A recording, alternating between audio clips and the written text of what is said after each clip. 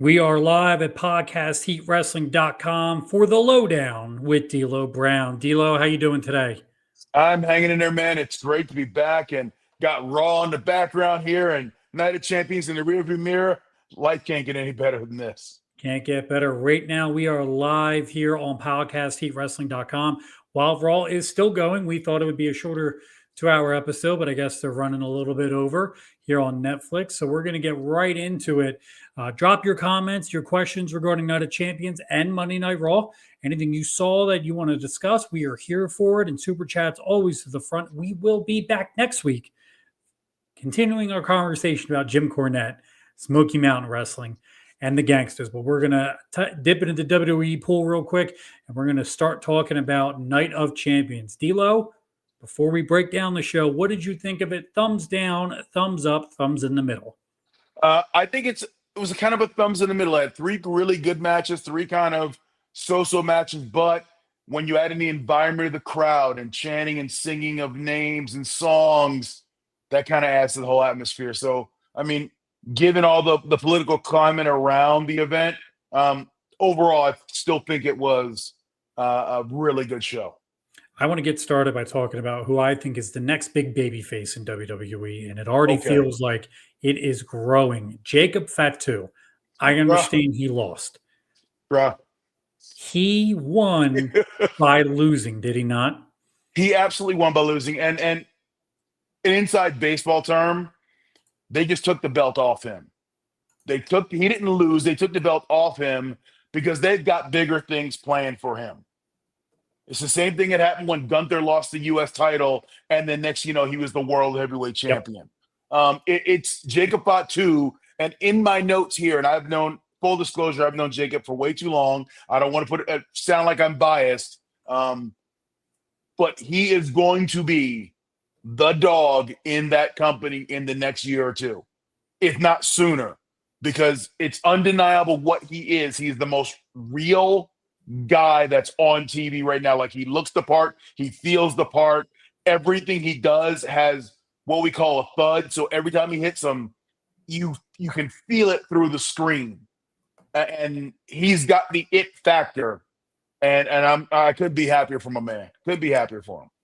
The debut of another Bloodline member, and it feels like the continuation of this story is just a wrinkle. But I think what is not being highlighted as much as it should be is Solo Sikoa is turning into a top-level heel. His facials, his now showing some of his personality compared to the standing there wrapping his thumb.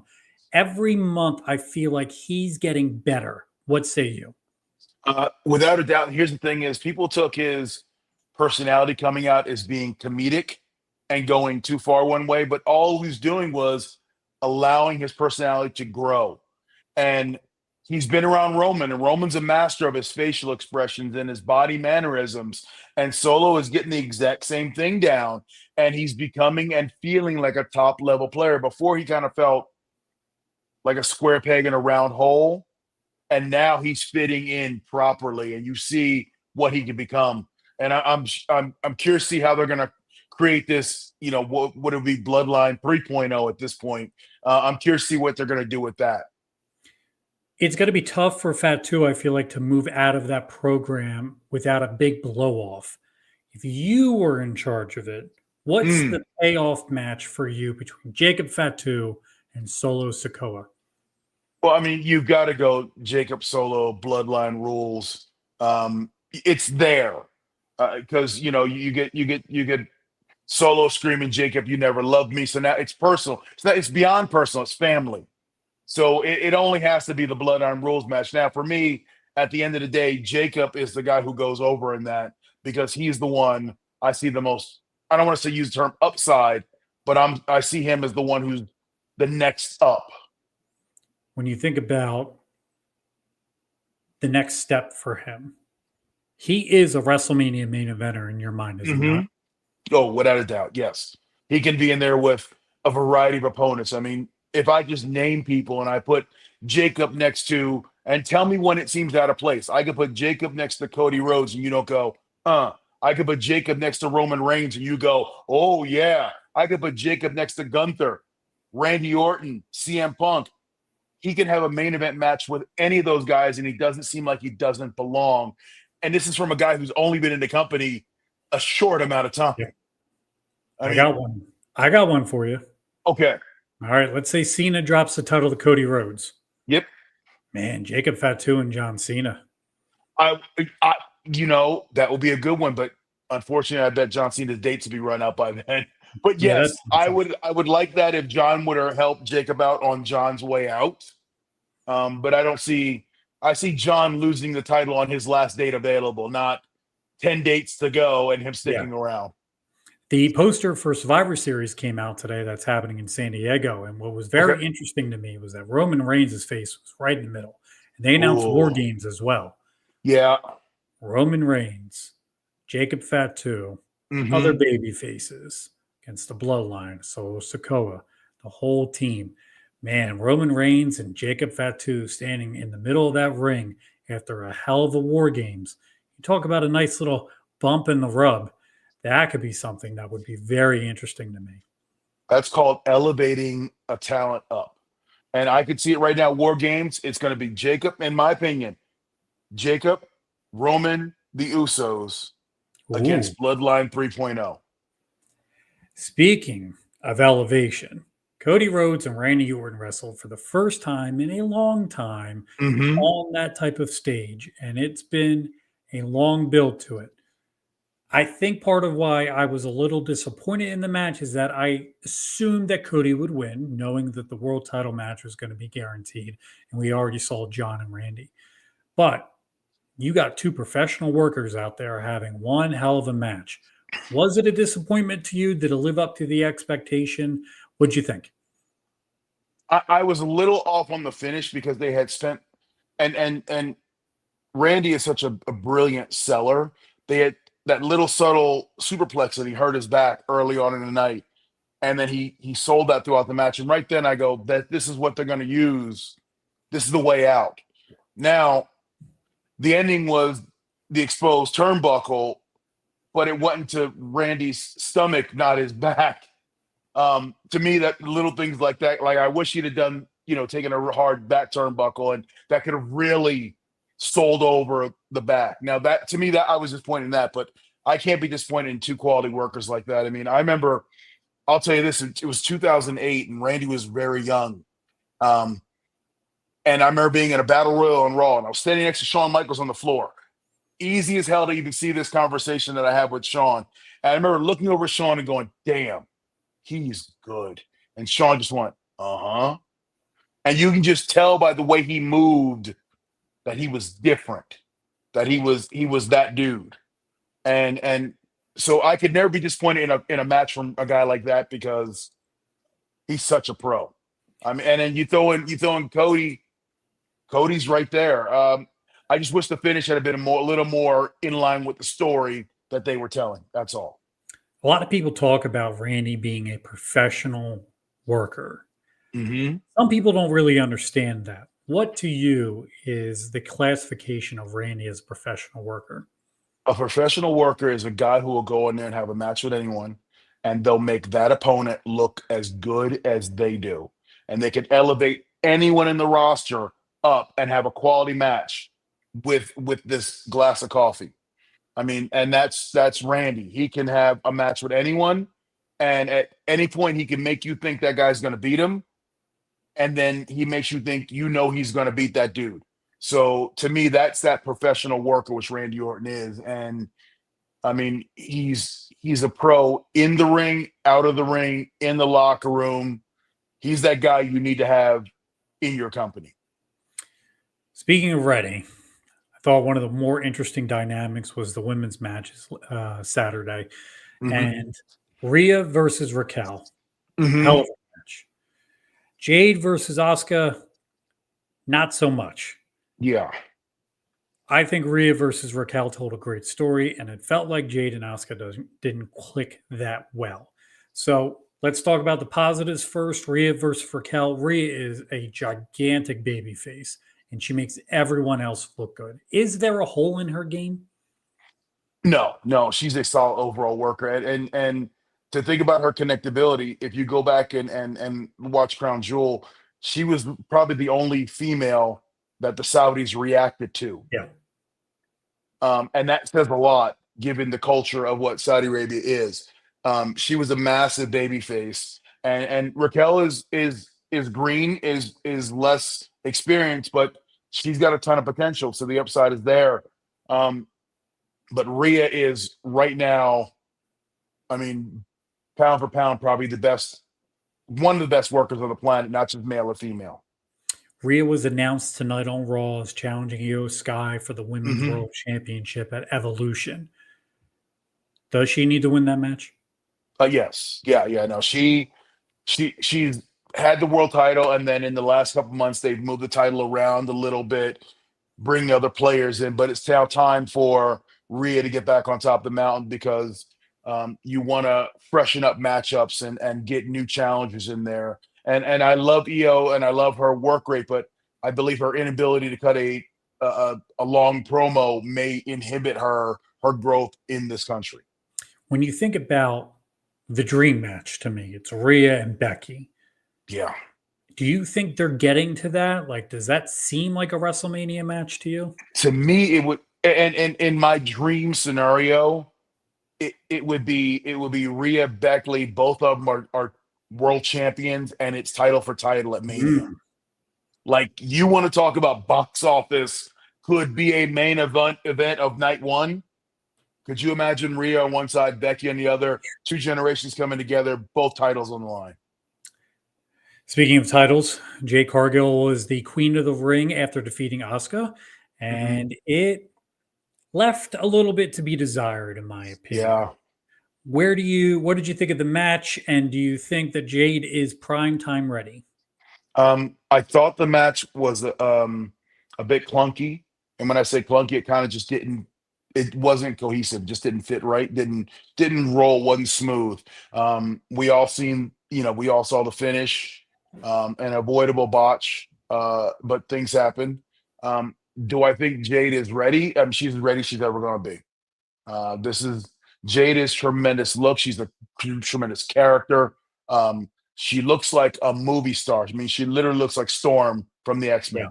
So she looks the part.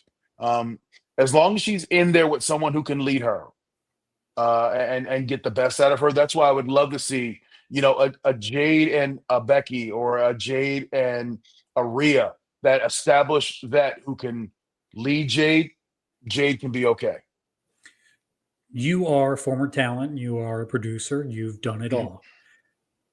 After that match is over, tell me what you're telling them, feedback wise, both Jade and Asuka.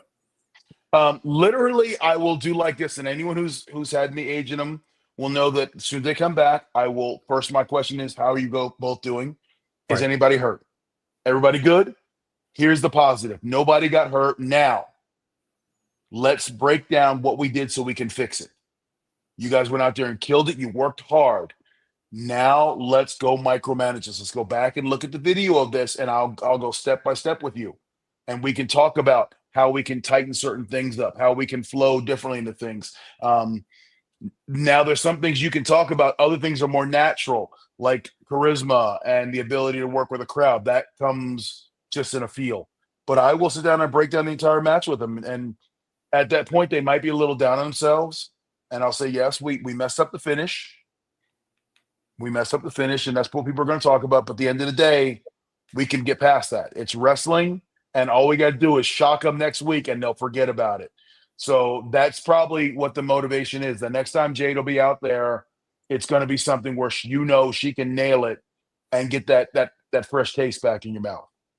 If you're, as a talent agent, you guys sit down after the show and go, what worked, what didn't work, and you're talking with creative and the booker, are you giving her a vote of confidence? Hey, I think I can trust her in this scenario again. Or you go, maybe she's not all the way ready for prime time. We need to start limiting her matches and time wise. A combination of both. To the talent, I'm saying, let's go, let's work harder, and let's work on the things that we kind of messed up. To the office, I'm going, let's keep her on a short leash and let her grow that leash as she gets more and more experience. Right now, maybe shorter matches with more senior talent around her will help her develop. So it's a combination of both. And I'm not saying one thing that I wouldn't say to the other. Like I'll say both to both of to the office and the talent. I'll say to the wrestler, maybe we need to be less complicated in what we're doing and stick to let's pick the 5 things we know how to do better than anybody else in the world, and let's exploit those things. Do you think the fact that they've pulled way back on live events is going to make it harder for some younger talents who are going through the system to get the TV, and you're working 5-6 minute matches sometimes 8, 9, and then all of a sudden it's a whole different world. It's hard to make that transition, is it not? It is absolutely difficult. I mean, I will say back during Attitude with our house show business, we were on the road 3 or 4 days a week plus TV. What that does is allows you to get comfortable and work with the talent. So, for example, X-Pac and I would have a match for the European title at Backlash.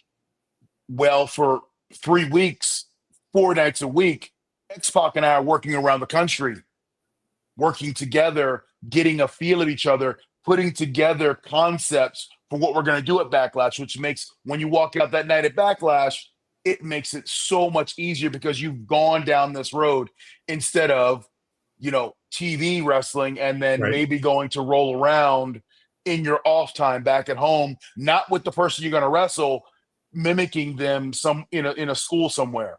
So I'm a big fan of house show work. Just getting it's reps. It's getting out there and being in front of a live crowd, entertaining them, showing them everything you got, and building to the big night. The big night and the main event was CM Punk versus John Cena. Mm-hmm. And it had been a long time since they were in the ring together. Yeah. I want your opinion first on the SmackDown promo where Punk came out dressed as John Cena and looking like Thugonomics. And then what did you think of the match? The CM Punk Thugonomics promo was tremendous. It was entertaining. It was what a babyface does when it's trying to get up on a heel. It was full of zingers and one-liners and made the heel look like a heel's supposed to. Stupid. And that's what you do going in. Going to the match, was it Punk Cena 2011? No. Did anybody expect it to be? No. But what it did was tell a story. It told a great story. Now, my only problem is I don't think anyone out there is truly taking John Cena as a heel. I think they're playing along with John Cena cosplaying as a heel, and they're waiting for him to go, all right, guys, I'm back on the other side again. Yeah. I think everyone's just going along with it because out of respect for John Cena and the number of years he's put in. Overall with the match, 2 consummate professionals going out there and telling a high-level story for 20 minutes with a very layered finish at the back end, but then one where it was the heat switched quickly from Cena Punk to Cena Seth because once again Seth screwed Punk, and you get a heel finish and you transition back to Punk Seth, and those two move on. Except for what I saw tonight on Raw, which is another subtle little thing. We're going to get to that shortly. My biggest pet peeve with that match, and it felt like some people are going to probably take this the wrong way, but I want your feedback on it. It felt like a TNA main event. Lots of smoke, lots of mirrors, cheese. It's not a bad formula, but it felt like we were just trying to get to the end. What say you to that? I think you do use smoke and mirrors when you have 2 older talent and they can't pull up the things that they did 10 years ago. So now you add layers to stuff to, yes, get to the finish, because the most important part of that match was the last 3 minutes. Yes. So I hate to say it, everything that led up to that, it's just there because all everyone is going to talk about is the last 3 minutes of the run-ins and the layered interference and Seth and the belt and the stomp. That's what people are going to talk about. So yes, it was layered, it was smoke and mirrors, but it was to get to the angle part of the match. Do you think the John Cena heel run has been a failure so far? I wouldn't call it a failure. I just don't think people embrace it. I think people are seeing through it and going, he's just doing this to get to SummerSlam or to whatever it is. I wouldn't consider it a failure. It's just people aren't embracing heel Cena, and that's all it is. I mean, when you've got a heel that gets bigger babyface reaction than most of your baby faces, people are just being kind to Cena and just going along with the gag. Do you think there's anything they can do to give Cena real heel heat at this point? No. I mean, short of doing a snitsky and punting a baby across the arena, I don't see that happening. Cena has been a babyface for 25 years. Yeah. He's a generational babyface. You know, people have grown up fans, grown away from as a wrestling, and come back to wrestling, and Cena was still there. It's hard, and they're doing their best. They're doing their best attempt to make Cena a heel. It just doesn't seem. It's not being digested. I think one of the cool things for me is seeing that it's still entertaining. There's still an element to it of like, I'm enjoying what I'm watching, but at the same time, I know deep down this isn't working, but it's hard to go backwards now. Do you see him becoming a babyface again, but right before he finishes? I see him being I would see him turning babyface again right before he rolls off into the sunset. That way, every time Cena comes back and you show his face at Raw, he's going to get that big ovation. Yeah, every time he comes back and cuts a little promo, he's going to get that reaction. So you don't want to ruin that. And at the end of the day, Cena moves a lot of merch. Yes. Cena forever will move a lot of merch. 10 years from now, some kid is going to buy a Cena shirt and Cena's not going to be in the ring wrestling. Why? Because Cena moves merch. So definitely I see him turning back babyface at some point during all this.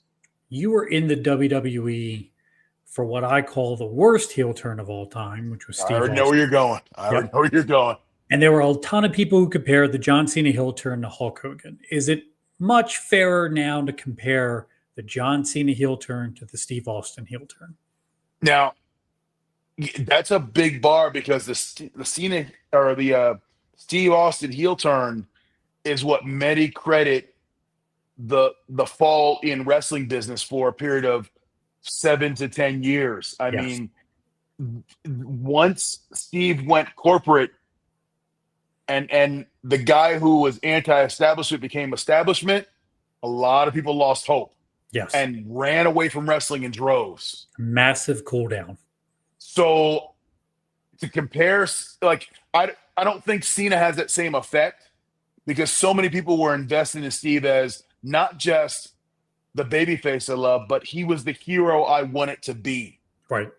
Every person out there wanted to go to work every Monday morning and tell their boss to screw off, and Steve got to do it every Monday night, and they got to live vicariously through him. So when he became the boss, yeah.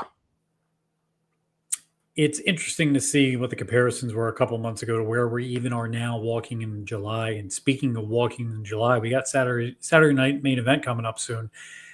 And what was an interesting tease to me today and to you on Raw as we're watching live was the Gunther Punk segment. You pointed something out to me that I didn't notice, but you noticed. So what do you think is next after Gunther and Goldberg in Texas? It is easily in Florida. I'm sorry. In Florida. To me, it's a little subtle thing. Punk came out going up to Seth. Seth went off and ran up into the crowd. And then as Punk was walking away, Gunther grabbed that arm and Punk shoved him. And Gunther went down. And if you notice the look that Gunther gave, to me, that's a subtle transition now to Gunther Punk. And man, the matches those guys are going to have. And that could be the world title that Punk can finally win in his return. But you can easily, to me, you can see that that's where they're going next. Like, that could be towards SummerSlam and even beyond, but that's definitely, to me, the next program. Do you see Punk beating Gunther for the title? I could see it because I don't think Gunther needs the title. And I think Punk needs to win a big one now. Yeah. He's been this big babyface that's come back. He's been back now. He came back, and then he got hurt and was out for a significant amount of time. And he's been in the mix for everything, but he hasn't won the big one. And there's only so long you can dangle a babyface out there and then not have him win before people give up on him. And you don't ever want people to give up on Punk. Gunther, when I say doesn't need a title, Gunther is a heel's heel, and he's going to be good with or without the belt. Sometimes babyfaces need a belt to reinforce the people's belief in them, and I think Punk needs to win that title so people don't say he can't win the big one. What was interesting to me, as you bring up titles, was the World Tag Team Championship match today. Mm-hmm. Now, this is only the second time that Kofi Kingston and Xavier Woods have wrestled since winning the tag titles at WrestleMania. Yep. It's a match against heels in the Judgment Day. Yeah. And you texted me this during the show. Yes, when I did did. Judgment Day turn babyface? What did you think of that match? Okay, so when I heard the matchup of going, okay, heel, let's see what they do. And if you watch the match, they were working it as two heels trying to out-cheat each other. So they were working a heel match. The people just chose the Judgment Day. And at the end, when they won, it was a babyface reaction. Yes. And I with as the reaction was happening, I'm texting going, when did this happen? So somewhere along the line, the people of Pittsburgh said, you might both be heels, but we like you more than we like them. And so we're riding with you. And it was interesting to see that Finn Balor came off with a double stomp and the crowd erupted. Yeah. It was crazy to see because 2 weeks ago, either people were booing or didn't pay attention to Finn. And so it was pretty awesome to see because they got a reaction. What I think is one of the most interesting segments that WWE has done in years was the New Day breakup and the heel turn on Big E. And I got to be honest with you, I didn't expect it to end, and I don't want to say it's over, but it felt a little endish here. What did you think of the trajectory of the New Day after and where we're at now? I thought when the whole thing, when they were in the ring cutting a promo on Big E and Big E was disheartened, and they literally kicked him out, man, I thought they had so much fire on them. And then it just kind of like the story kind of just petered. And once again, you said that was only the second time they've wrestled since winning those tag team titles. It just felt like there was a story, and then the story got dropped, and here we are. Okay, let's take the belts off them now. Yeah. It seems like a missed opportunity because you could have had, even if Big E would have just come back and managed some other babyface team. He didn't have to physically get in there. If he'd have managed them, it would have been epic. But it just seemed like opportunity missed. Speaking of epic, I'm a big fan of big meaty men slapping each other around. And for 20 minutes today, Rusev and Sheamus got in that ring and they beat the shit out of each other. Yes, they did. That's what we call a slugfest. Those two, and you can just look at particularly Sheamus, since he's got such pale skin. Very helpful. You can see every strike on him. Those two, they weren't thudding each other. They were beating the ever-loving hell out of each other in a good, strong work way. That was a very throwback, old school, pre-attitude era slugfest. I mean, that's one of those deals where the boys come and sit around the monitor and watch because they're going to beat the hell out of each other, and that's exactly what they delivered. Rusev is one of the toughest dudes I've known, and I've known Sheamus forever, and he embraces hit me harder. So it was like unstoppable force, immovable object, Raw, let's go. I've sat in locker rooms where there were bigger guys who would tell the smaller guys, hey, I'm wide open for you and you're covering up. I'm giving you my chest and I'm not getting it back from you. Mm-hmm. What is that like in that environment in a locker room when you got two dudes that are going, just go, hit me as hard as you can? it almost puts everyone else on blast who won't work that way.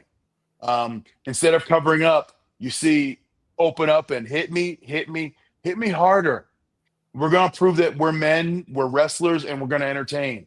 And we're not going to create the slapping effect. You're going to see it and feel it. It's one of those things I can guarantee you when those guys walk back through Gorilla and came through the curtain, the locker room is giving a round of applause because that's going out there and proving what professional wrestling is. Proving what professional wrestling is. We had a lot of segments tonight that were a lot of talking. Mm-hmm. Do you think the show kind of dragged in the middle?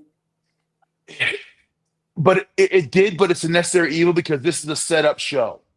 So you've got to create this. You've got to have a once upon a time before you can have a happily ever after. And tonight was that once upon a time moment. You got to create that Bailey. You got to create that Bailey moment. You got Bailey Valkyrie, which will probably lead to a three-way with Becky Lynch. Yep. You had to create the Rhea Io Sky moment to start that run. You had to create, add a little more steam to Gunther and Goldberg, and then start teasing with Punk. So this is the once upon a time show. This is how you start the stories, and that's what they were doing tonight. Monday Night Raw must be ending as I just watched our viewership shoot up. I don't have it on my screen, but I'm assuming it's coming to an end. I want to thank you all for joining us.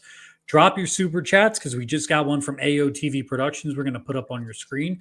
We want your thoughts on Night of Champions, want your thoughts on Monday Night Raw as we're discussing it. And let's get to that question. AOTV Productions. Hey, D'Lo, what do you think of the stalker stories about Liv and Roxanne?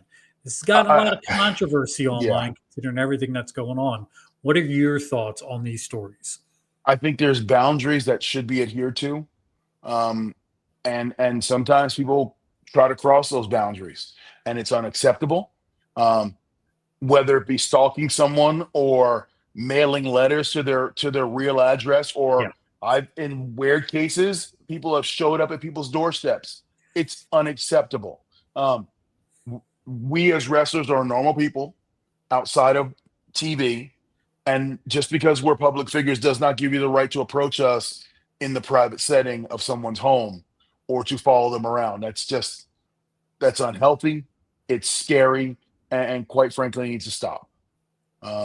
But you're going to have people. The only way to do it is to persecute these people to the fullest extent of the law anytime this happens. And eventually the message will get out there. When you think about how close talent is now to the public when it comes to social media, and these autograph sessions that they're having at the Fanatics Fest, for example, it makes it for a tough spot because there are times you want to be a character, there are times you want to be yourself, and it's a hard line to walk, is it not? It is extremely hard because you want to interact with the people who, if it's not for the fans, you're not who you are. Yeah. So you want to give your time back to them. It's just in anything, it's the 1% of whatever mess it up for everybody else. And these 1% that take fandom, they put fanatic in fan, and they take it one step too far. It's hard. I mean, anytime I'm in an appearance, I will sit and talk all day long because I want to interact. Because I think if you're willing to spend your time and hard-earned money to come see me, it's my obligation to give back my time to you. But you make it difficult for me to do that when that 1%er is making it difficult for everybody. Not to make light of the story, but the Liv and Roxanne story was advanced even with Liv not on TV today. So Judgment Day was celebrating. They now have a ton of titles in the group between the tag titles, the women's tag titles. There was a vote today by Finn Balor, and he wanted to know if everyone accepted Roxanne as a new member. And it felt like there was some reluctance from Raquel and definitely some reluctance from Dom. Yes. Where do you see this story going? And when Liv comes back, she's going to be a babyface, isn't she? Yes, and that's what it's for. It is to give Liv a runway to land when she returns. And whatever that is, whatever the timeline on her shoulder is, whether it be, 6 or 8 weeks or whatever the number is, when she returns back, she has a gripe. The title that she helped win was taken away from her and just given to someone else, and she was thrown away like yesterday's garbage, and you all voted for it. You all agreed upon it. So she is going to be a massive babyface when she returns. There's no ifs, ands, or buts about that. I think one of the coolest things that I don't know that a lot of people realize creatively in professional wrestling is that sometimes it's hard for a babyface to get over until they're a heel. And Liv Morgan was the biggest heel in the company for a year, but she goes away with an injury, and all of a sudden the plans start going in motion. To me, the best part of Roman Reigns was that it took him being turned to heel to become this massive babyface later on. Why is that something you think professional wrestling just continues to do over and over again? Okay. It is a weird concept because, and let me start from the beginning. It is easier to be a heel than a babyface. I always give the bar analogy. It's easier. It's hard for me to walk into a bar and go, "Hey, buy me a drink." It's easy to walk into a bar and get into 5 fights. That's true.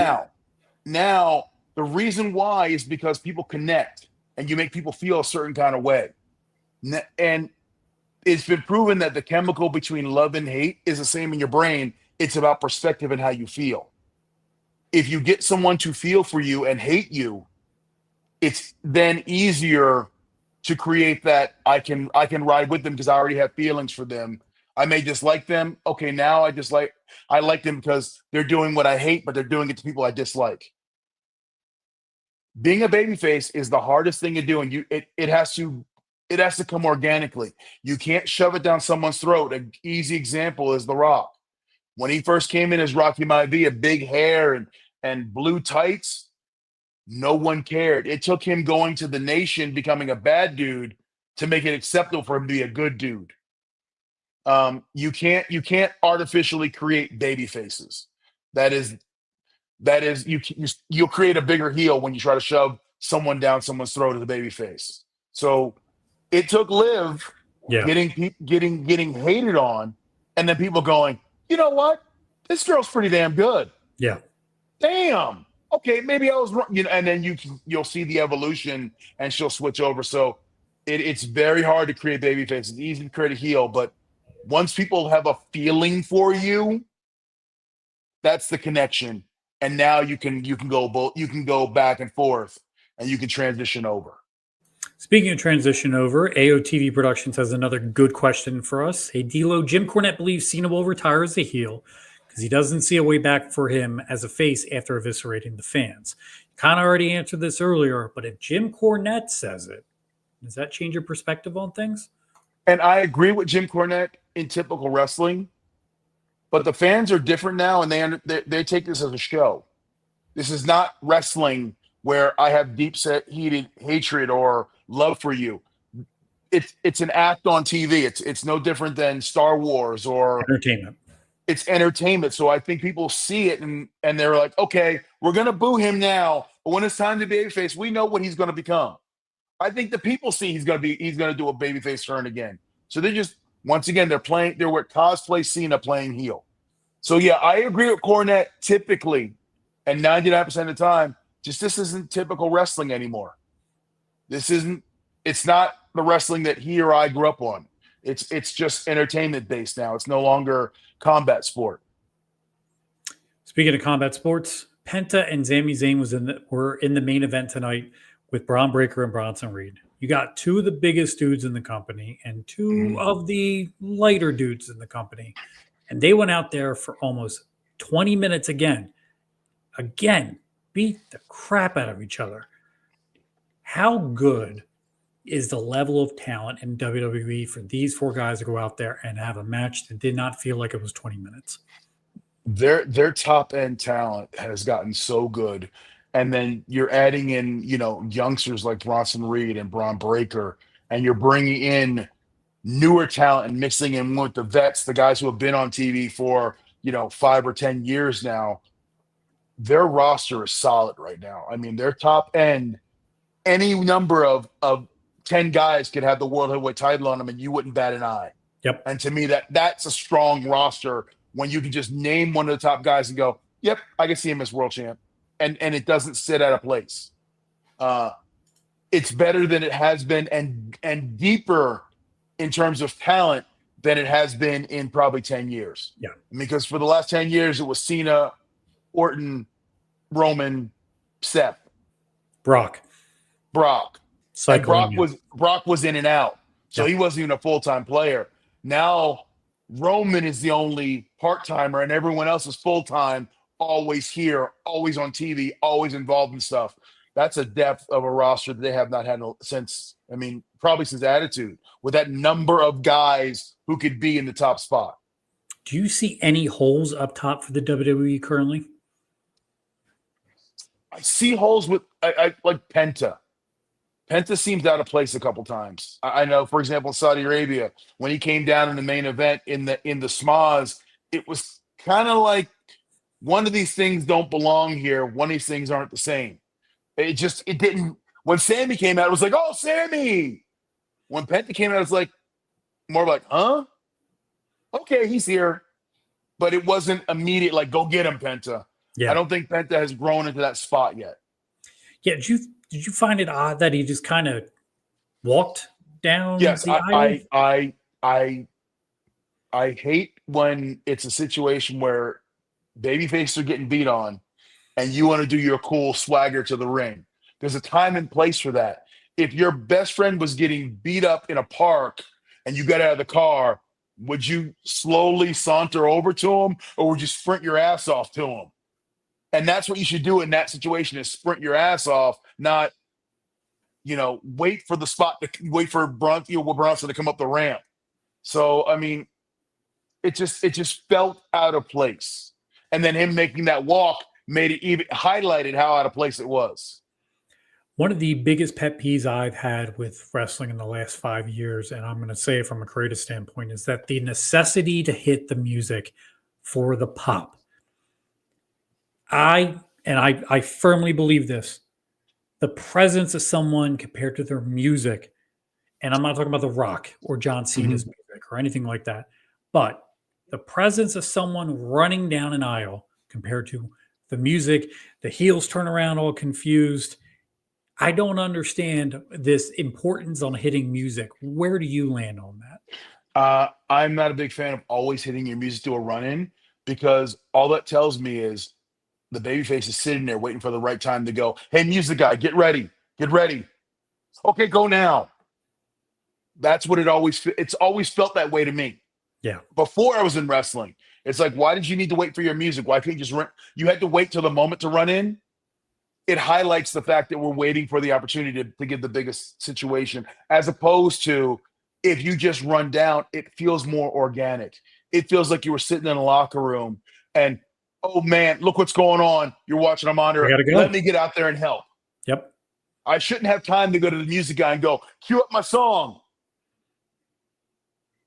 It's a hard balance because we have WWE Untold coming soon on Netflix, and it's going to show a lot of the backstage stuff. And they are going to promote it, and there are going to be moments where we're talking about, this was the creative shift, and this is what we're doing. And then they talk about, guys are in gorilla waiting to go out there. And at the same time, it's, here's the music hit, and here's this cue. It makes it tough sometimes to balance entertainment when you're telling people, oh, we all know, but is it? And at the same time, yeah, but here's the magic. It's tough. And having these conversations makes it tough for people sometimes to have that suspension of disbelief. It's difficult to manage this.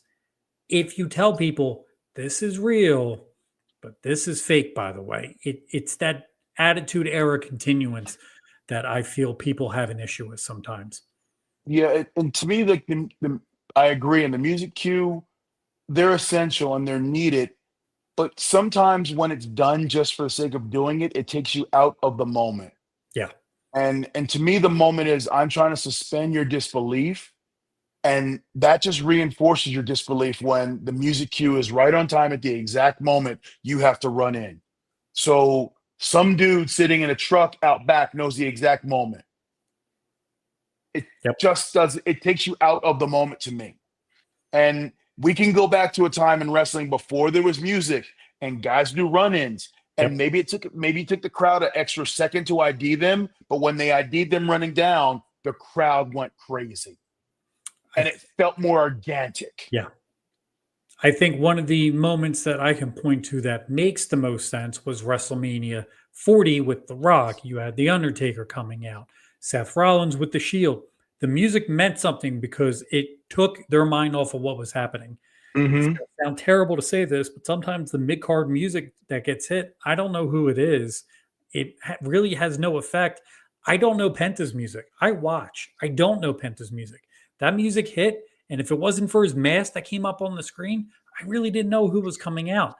There's no Yes. brand equity in that yet. There's nothing that's built up over years and years, and I think that gets lost sometimes in how do we strategically plan this stuff. And there's this, and it's a fine sword where we're talking about here because it's splitting hairs, because there is something iconic about heels are beating on a baby face and they're pounding him into the corner, and all of a sudden you hear the glass break and the heel does this and out comes Steve Austin. Yep. But that music is so iconic that the music means as much as the talent running to the ring. Yep. The gong of the Undertaker at the right moment. It's almost like the eerie heel, stop what you're doing because this is about to happen. It's a very thin line, and yes, music doesn't have the same. And I can only go back to attitude. Every music meant as much to the talent, and every music had its own story. Whether it was the glass breaking or the gong or if you smell or are you ready? Yep. Yes, I mean, like, those musics by themselves told the story because they were associated completely and individualized to that person. The music, when it became so generic, I remember watching Mania 2 years ago, and when you're in a big arena, the music would hit and people sat for 45 seconds before they could see who was walking out. And then there was a cheer or the boo. The Rumble was like that too. This year Yes. especially, the Rumble, and the music would hit and it would be like, And I'm a firm believer you should know who's coming to the ring within 3 chords of that music. yep. You should know, and it's all, then the anticipation builds. That's when music is good for a hit. That's when good music is good for a run-in, because the music is just as good as the talent. When you have generic music, it doesn't do the same thing. What was your favorite part of what you watched this weekend between Night of Champions and Raw? Just realizing this probably the last time Cena Punk go one-on-one, and knowing both of them, thinking back to one of the first times they wrestled, and now seeing it years later, and now it's a full story. That to me is without a doubt one of my favorite parts. It's storylines, wrestling. I like the human element of this because knowing the human, guys, and being one of those dudes, I know what that meant to them to have that match in front of that crowd, maybe for the last time. What was your biggest standout on things that could possibly get better? In terms of guys who are going to get better, or guys, or seeing Jacob Fatu get elevated in many ways. To me, that's the focal point of the entire weekend for me, was knowing that Jacob is up next. I want to see where he's going to go when he's figured into the main event.